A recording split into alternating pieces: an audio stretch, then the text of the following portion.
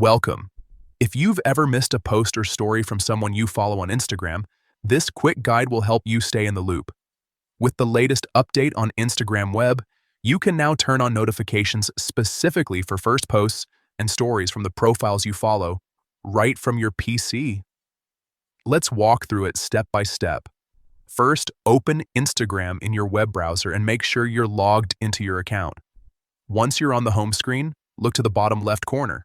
You'll see a small menu icon with 3 lines. Go ahead and click on that. A menu will pop up. From here, select Settings. This will take you to your account settings page where you can customize how Instagram works for you. Next, find and click on Notifications.